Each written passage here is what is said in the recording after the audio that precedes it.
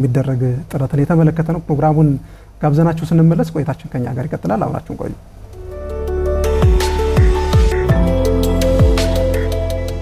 ለአማራ ክልል ከፍተኛ ውጤት እንደሚሰራ አምናለሁ። በቃ ዓለማዬን በማስቀደም ነው ከቤተሰብ ተነጥዬ አገሬን ጥዬ ከለመድኩበት ሀገር ይሁን በብቸኝነት ዶርም ተከራይቼ ለመማር ጥዬ የመጣው ልጁ በተማሪዎቹ አርያም ነው፣ ተወዳጅ ነው። ከተማሪ ጋር ይግባባል። በጣም ጎበዝ ተማሪ ነው። ለትምህርቱ በጣም ትጉ የሆነ ልጅ ነው። በእርግጠኝነት ከ95 እና በላይ ያመጣል ብለን ከምንጠብቃቸው ተማሪዎች ቁጥር 1 መኳንንት ነው ማለት ነው።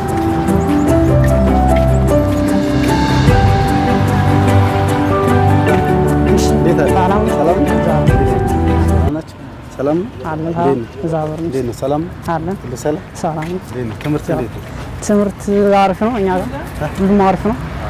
ዘንድሮ ስንት ያክል ነው? 8 ያክል ነው። 8 ያክል ተማሪ። እንዴት ነው ጥናት? ጥናት አሪፍ ነው። በደንብ ያጠና ነው። ፕሮግራም አውጥተን እየተዘጋጀ ነው። የሚኒስትሪ ውጤት መስራት ስለምፈልግ በደንብ ያጠና ነው። ከመምህራንም የሚያስፈልገውን እገዛ እየተቀበልን ነው። ከላይብራሪ አንዳንድ መጽሐፍትን እያወጣን ነው። ከዛ ላይ ጎግል ላይ ሰርች እያደረግን የሚያስፈልገን ጥያቄም እየሰራን ነው። እገዛም አንዳንድ ከሚያስፈልጉ ሰዎች ከጓደኞቻችን ምናምን እየጠየቅን ለፈተና እየተዘጋጀ ነው። ቅድመ ዝግጅቱ እንደው ምን ይመስላል? አሁን ላይ የክልል አቀፍ ፈተና ነው የምትፈተኑና የሞራል አለ፣ ፍራቻ አለ እና እሱን እንዴት በምን መንገድ እያስኬድከው ነው? የጥናት ስልትስ ምን ይመስላል? የጥናት ስልቴ እረፍት በመውሰድና ጊዜ በማፈራረቅ ነው የምጠቀመው።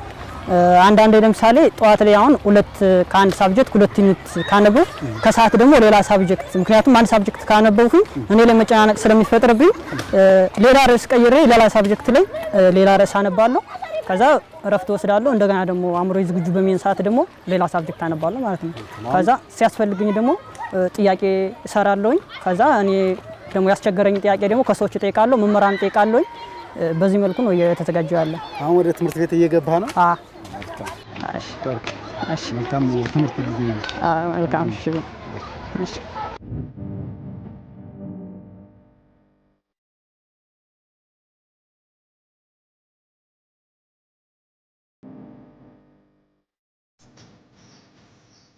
ተመልካቾቻችን ከአማራ ሚዲያ ኮርፖሬሽን ወደ እናንተ የሚደርሰው የአስኳላ መሰናዷችን እንደቀጠለ ነው። በዛሬው መሰናዷችን ደግሞ በሽምብጥ አንደኛና መካከለኛ ደረጃ ትምህርት ቤት ተገኝተን ማለት ነው የአንድ ጎበዝ ተማሪ ያጠናን ስልትና የትምህርት ውጤታማነትን በሚመለከት እንግዲህ ሐሳቦችን ልምዶችን ያጋራን ቆይታ የምናደርግ ይሆናል። ነጻነት አማራ ደግሞ ፕሮግራሙን ያዘጋጀው ወደ እናንተ ያደረስኩ ቆይታ አደርጋለሁ። መኳንንት ሽፈራው ይባላል። የ8ኛ ክፍል ተማሪ ነው። መኳንንት ተወልዶ ባደገባት መራዊ ከተማ የአንደኛ ደረጃ ትምህርቱን እስከ 6ኛ ክፍል በትጋት ተከታትሏል። ይሁን እንጂ በአካባቢው ያጋጠመው ወቅታዊ የጸጥታ ችግር የነገ ተስፋውን ሊያጨልም የትምህርት ጉዞውንም ሊያሰናክል ተቃርቦ ነበር። መኳንንት የጸጥታ ችግሩ ከትምህርቱ እንዲያስቆመው አልፈቀደም። በትምህርቴ በቃ ማለት የሆነ ሰዓት ላይ ተስፋ ቆርጬ ነበር። ከዛ ቀጣይ አመት ላይ በቃ እመጣለሁ የሚል ሐሳብ አልነበረኝም። ከዛ ዝም ብዬ በቃ እንዳጋጣሚ ጓደኛዬ ጋር ምናምን አወራንና ከዛ በቃ ፋሚሊን ጠየቅን፣ ከሰውም እንዲያስረዱልን ጠይቀን ከዛ አስረዷቸው እነሱን። ከዛ በዚህ መልኩ ነው ወደዚህ ልመጣ የቻልኩት። የነገራዩን ማሳካት ላይ ያተኮረው መኳንንት በጸጥታ ችግር ምክንያት መራዊ ከተማ ላይ ትምህርቱን መከታተል ስላልቻለ ጉዞውን ወደ ባህር ዳር ከተማ አደረገ። በሽምብጥ አንደኛና መካከለኛ ደረጃ ትምህርት ቤትም ትምህርቱን መከታተል ጀመረ። መኳንንት ራሱን ከአካባቢው ጋር በማላመድ በአዲሱ ትምህርት ቤት ከፍተኛ ውጤት ማስመዝገብ ጀመረ። ከዚህ መጥቼ ማለት በቃ ትምህርቱን ለመማር እኔ በቃ ጥሩ አጋጣሚ ሆነልኛል ብዬ አላሰብኩም። ምክንያቱም የኖርኩት የለመድኩት ከቤተሰብ ጋር ስለሆነ ከዚህ መጥቼ ብቻዬን ተማራለሁ ምናምን የሚለው የሆነ ጫና አእምሮዬ ላይ ፈጥሮብኝ ነበር። ግን ከዚህ ስመጣ በቃ የተማሪውንም እንትን ሳየው የመምህራን አሰጣጥንም ሳየው ለእኔ ተነሳሽነቱ ኖረኝ እና በዚህ መልኩ እየቀጠልኩ ነው። መኳንንት ወደ ሽምብጥ አንደኛ ደረጃ ትምህርት ቤት እንደመጣ ብዙም ሳይቆይ በመልካም ባህሪውና በትምህርት አቀባበሉ የሁሉንም ቀልብ መሳብ ችሏል። በክፍል ውስጥ የሚያደርገው ንቁ ተሳትፎና ለትምህርት ያለው ትኩረት የተለየ ስለመሆኑም መምህራኖቹና የክፍል ጓደኞቹ ይመሰክራሉ። እሱ ጋር ጓደኝነት በጣም ብዙ ጊዜ ሆናን ከአራተኛ ክፍል የተዋወቅነ ከመጀመሪያ መራዊ አንደኛ ደረጃ ትምህርት የተገናኘው ከአራተኛ ክፍል የሆነ ከትምህርት ተሸጋግሮ መጥቶ ነው የተገናኘው። ከዛ ከአራተኛ ክፍል ጀምሮ እስካለው በቅርብ ጓደኛ ቤስት ጓደኛ ሆነን ነው እስካሁን ያሳለፍን ያለ ነው ማለት። ተማሪ መኳንንት በጣም ስነ ምግባር ያለው ተማሪ ነው።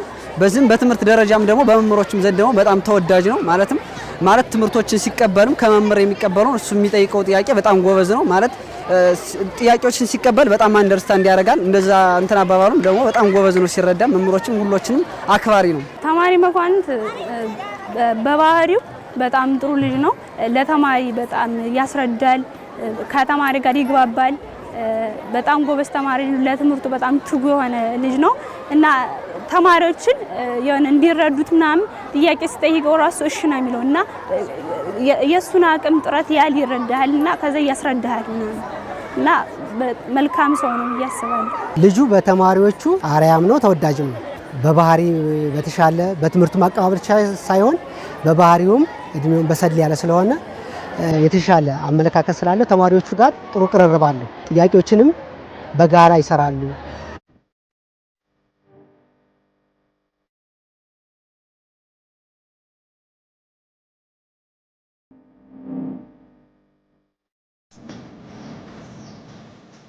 መኳንንት በትምህርቱ ውጤታማ እንዲሆን የራሱ ለየት ያለ ያጠናን ዘዴ እንዳለውና በክፍል ውስጥም ትምህርቱን በትኩረት እንደሚከታተል ይናገራል። የክፍል ጓደኞቹና መምህራኑም ይህንን ያረጋግጣሉ። ማጠናው ጊዜን በመከፋፈል ነው። ፕሮግራም አውጥቼ ለምሳሌ በዚህኛው ሳምንት 2 መጽሐፍ መሸፈን ካለብኝ ዛሬ 2 ርዕስ አነባለሁ፣ 2 ዩኒት አነባለሁ ከስቅጧት አካባቢ ማለት ነው። ከዛ አረፍት ወስዳለሁ የሆነ ታይም ላይ። ከዛ የሆነ ታይም ላይ ደግሞ እንደገና ከሌላ ሳብጀክት 2 ዩኒት አነባለሁ። ከዛ አረፍት ወስዳለሁ፣ አንዳንዴ ጥያቄ ሰራለሁ። ከዛ መዝናናት ባለብኝ ሰዓት ለመዝናናት እወጣለሁ። በዚህ መልኩ ነው እያጠና ያለው። የጊዜ አጠቃቀሙ በጣም ቆንጆ ነው ማለት ሁሉም በትምህርት ከፋፍሎ ማለት ራሱ ሳይጨናነቅ ራሱን ነፃ አድርጎ ማለት ኃላፊነቱን ወስዶ ከማንም ምክር ጠብቆ አይደለም የሚያነብ። ራሱ ለምሳሌ ክፍለ ጊዜ ይሄን ያህል ደቂቃ 1 ሰዓት ወይ ባነብ ይሄን ያህል 1 ሰዓት ወይም 30 ደቂቃ አርፋለሁ ብሎ በክፍለ ጊዜ ከፋፍሎ የሚያነብ ልጅ ነው። ሁሉም በቃ ማለት ከታች ክላስ ጀምሮ በክፍለ ጊዜ ከፋፍሎ ነው እሱ የሚያነብ። ለዚህም ነው ውጤታማ የሆነም። እንደዚህም የትምህርት ቤት ማለት ላይብራሪዎችን ምናምን ይጠቀም ነበር። እንደዚያ የተለያዩ እንትሮችን መጽሐፎችን እያወጣ ያነባን ጋይዶችን ማለት ነው። የሚያጠናባቸው ዘዴዎች አሉ እና ደግሞ ከኔ ጋር አንዳንዴ ጥያቄ ሲከብደን ምናምን እየተጠያየቅን እንወያያለን። ከኔ ጋር እንደዚህ ኖርማል ትምህርት ምናምን አጥንተን አናውቅም፣ ግን ጥያቄ አብረን እንሰራለን እና ያጠናን ሂደቱ ጥሩ ላይ ነው። መምህራንም ይከታተላል፣ አይረብሽም። በጥሩ ሁኔታ ስለሚከታተል ነው ጎበዝ ነው።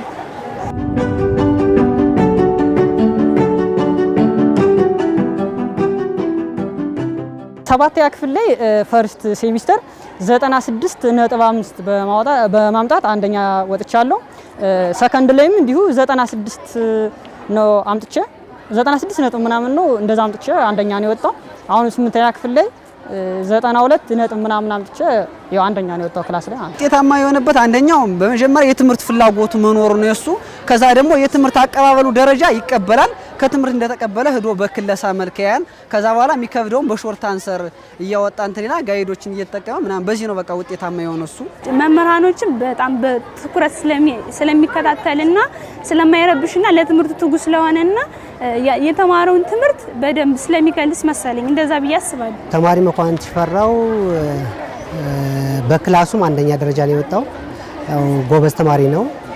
በኔ ብቻ ሳብጀክት ብቻ ሳይሆን በሌሎችም መምህራን እንዲሁ የተሻለ አቀባበል እንዳለው ጥሩ አመለካከትም ጥሩ ዲሲፕሊንም እንዳለው ይገለጻል። ልጁም በብዛት ሲታይ ተማሪው በቃ ለ8ኛ ክፍል ባለው ደረጃ በትምህርቱ የተሻለና በጣም ጎበዝ ተማሪ ነው። ልጁ በተለያየ ነገር ሲታይ ዲሲፕሊንም ነው በባህሪም ደረጃ። ከዛ ውጭ የተለየ ጥረት አለው። ከውጭም ሲያገኝ ሰው ይጠይቃል። ሽቶችን በመሰብሰብ የተለያዩ ጥያቄዎችን ይሰራል። በትምህርት ቤታችን በርከት ያሉ ቁጥር ያላቸው የጎበዝ ተማሪዎች አሉ። ነገር ግን ተማሪ መኳንንት ከሌሎች የተለየ የሚያደርገው የመጀመሪያው ነገር በምንም መልኩ ቢሆን ትምህርት ቤት አያረፍድም፣ አይቀርም፣ አይዘገይም፣ አይረብሽም። እሱ ብቻ አይደለም። በክፍል ውስጥ በመማር ማስተማር ሂደቱ ውስጥ ተማሪዎች መምህራንን ሊረብሹ የሚችሉ ተማሪዎች ካሉ ከተማሪዎች ጋር ሁላ ፐርሰናሊ ግጭት ውስጥ ይገባልና በስነ ምግባሩም ትምህርት ቤቱ የሚያውቀው የተመሰገነ ተማሪ ነው። ጊዜውን በአግባቡ የሚጠቀም ጎበዝ ተማሪያችን ነው ማለት ነው። የመኳንንት የትምህርት ውጤት በግል ጥረት ብቻ የተገኘ አይደለም። ከግል ጥረቱ ባሻገር በክልል አቀፍ የ8ኛ ክፍል ፈተና የተሻለ ውጤት እንዲያመጣ የመምህራን አብረውት የሚማሩ ጓደኞቹና የቤተሰብ ያልተቋረጠ ድጋፍ ድርሻቸው ከፍተኛ ነው። ብዙውን ድጋፍ የማገኘው ከመምህራን ነው። የወላጆቼ ብዙም የትምህርት እውቀቱ የላቸውም። እኔን ለመማር እኔን ለማስተማር ብዙ መስዋዕት እየከፈሉ ነው። እንድማር ይፈልጋሉ። እኔ እስከምፈልገው ደረጃ እነሱ የትኛውን መስዋዕት ይከፍላሉ። ከዚህም በተጨማሪ ደግሞ ጓደኞቼ ብዙ ድጋፍ ይሰጡኛል። እኔ ማለት ጥሩ ውጤት እንደማመጣ ይተማመኑብኛል።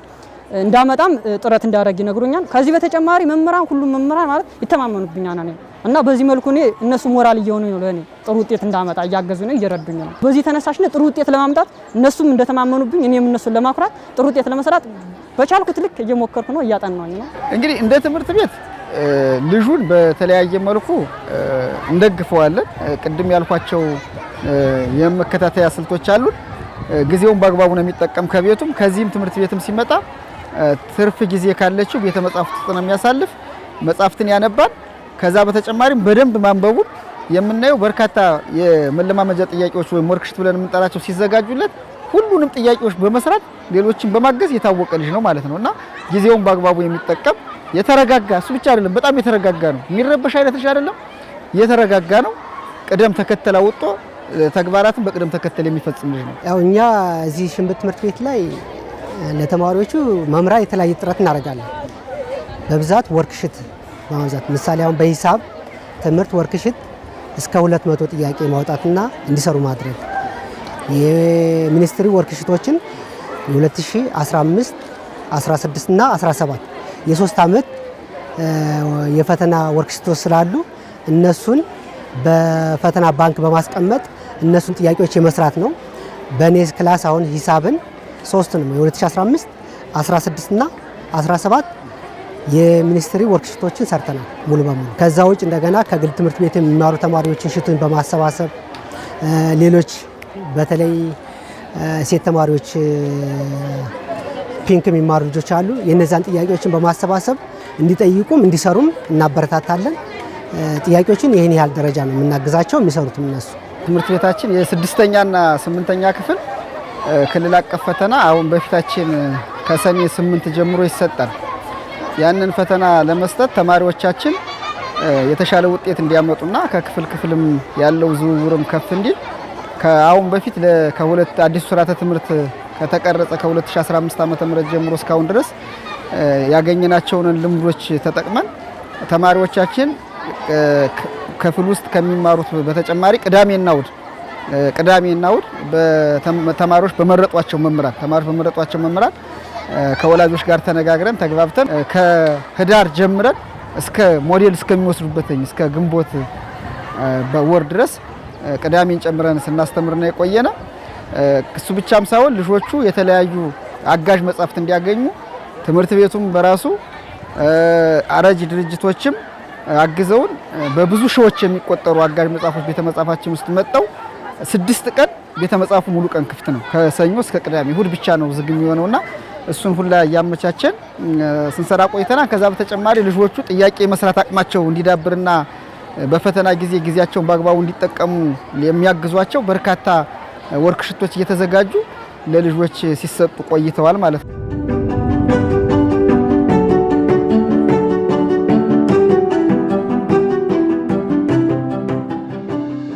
አሁን የመኳንንት ልዩ ትኩረት መጪው የ8ኛ ክፍል ክልል አቀፍ ፈተና ነው። ካደረገው ጥልቅና ስልታዊ ቅድመ ዝግጅት አኳያ መኳንንት በመጪው ፈተና ላይ የተሻለ ውጤት እንደሚያስመዘግብ በሙሉ እምነት ይናገራል። በቀጣይ እንግዲህ ያቀድኩትኝ ከ93 እስከ 96 ባለው እስከ 97 ባለው የሚኒስትሪ ውጤት እሰራለሁ ብዬ አስባለሁ። እንግዲህ ባወጣሁት እቅድ መሰረት ማለት ነው። ተማሪዎች ከኔ መውሰድ ያለባቸው ነገር አንድ ሰው ለሚፈልገው ዓላማ ለመድረስ ምን ማድረግ እንዳለበት ከኔ አርአያ መሆን አለባቸው። ምክንያቱም እኔ በቃ ዓለማዊን በማስቀደም ነው ከቤተሰብ ተነጥዬ አገሬን ጥዬ ከለመድኩበት ሀገር ይሁን በብቸኝነት ዶርም ተከራይቼ ለመማር ጥዬ የመጣው። ስለዚህ ተማሪዎች በቃ ከኔ የተወሰነ ነገር ቢወስዱ ለነሱ ውጤታማ ለመሆን የተሻለ ነገር ያገኛሉ ብዬ አስባለሁ፣ እንደኔ ማለት ነው። ተማሪ መኳንንት አሁን በዚህ በክልል ፈተና በምንፈተነው ሚኒስትሪ ፈተና ላይ ጥሩ ውጤት ያመጣን ብዬ አስባለሁ። ያው ከ90 በላይ እንደሚያመጣም ተስፋ አረጋለሁ እና ጥሩ ውጤት እንደሚያመጣን ተስፋ አረጋለሁ። ሞዴሉንም በደንብ ሰርቶታል ብዬ አስባለሁ። ስለዚህ ሞዴሉ በደንብ ከሰራ ደግሞ የበለጠ ይበረታታልና ሚኒስትሪ የሚሰራን ብዬ አስባለሁ። ከአንደኛ ክፍል ጀምሮ እስካሁን ያለው አንደኛ እየወጣ ነው የመጣ። በጣም ጎበዝ ነው። ሁሉ ትምህርት ቤት ከመራዊም ከፍተኛ ሰራ የነበረ እሱ ነው። ከዚህም እሱ ነው ከፍተኛውን እየሰራ ያለ። ጥሩ ደረጃ ላይ ይደርሳል። አሁንም እንጠብቀዋለን። ከሁሉም እንጠብቀው እሱ ረጋ ያለ ሰከን ያለ ነው። በቃ ጸባይ ያለው ተረጋግቶ ነው የሚሰራ። በቃ ማለት አንድን ጥያቄ እንትን ከማውራት በፊት በቃ ረጋ ብሎ መጀመሪያ አንደርስታንድ አድርጎ ነው የሚሰራ። በዚህ አምነዋለሁ። በቃ እኔ የሱ ከፍተኛ ውጤት ከዚህ ትምህርት ቤት መወክሎ ወይም በአማራ ክልል ከፍተኛ ይሰራል ብዬ ማምነው እሱን ነው። ያው ተማሪ መኳንንት 100% ይሰራን ብዬ ነው የማስበው። ትንሽ ስህተቶችን ነው እየፈጠሩ ያሉትና ጥያቄዎችም ስላየን ስለሰራን እነዛን እንዳይስቱ አንደኛ ጥያቄዎችን የሚከብዳቸውን ነጥብ በመስጠት ተመልሰው እንዲያዩት በመምከር የሆነ ነገር እንዲሰሩት በማድረግ 100% ያገኛን ብዬ አስባለሁ። በተቻለ መጠን ግን ከ95 በላይ እንደሚያገኝ እርግጠኛ ነኝ። 100% እርግጠኛ መሆኑ ከ95 በላይ ያገኛል። እንደ ትምህርት ቤት ብዙ ልጆች አሉ ጥሩ ውጤት ያስመዘግባሉ ብለን የምናስባቸው ማለት ነው። ተማሪ መኳንንት ግን ጊዜውን በአግባቡ ከመጠቀሙ አንጻር የተረጋጋና ተግባራትን በቅደም ተከተል የሚፈጽም ከመሆኑ አንጻር በእርግጠኝነት ከ95 እና በላይ ያመጣል ብለን ከምንጠብቃቸው ተማሪዎች ቁጥር 1 መኳንንት ነው ማለት ነው። ስለዚህ እሱን ነው ተስፋ የምናደርግ። ልጁ ጋርም ኢቭን ልጆች ጋራ ትምህርት ቤቱ ጋራ በደንብ ተነጋግረን ተግባብተን ግብ አስቀምጠናል ማለት ነው። እስከዚህ ድረስ ውጤት እናመጣለን በሚል ማለት ነው።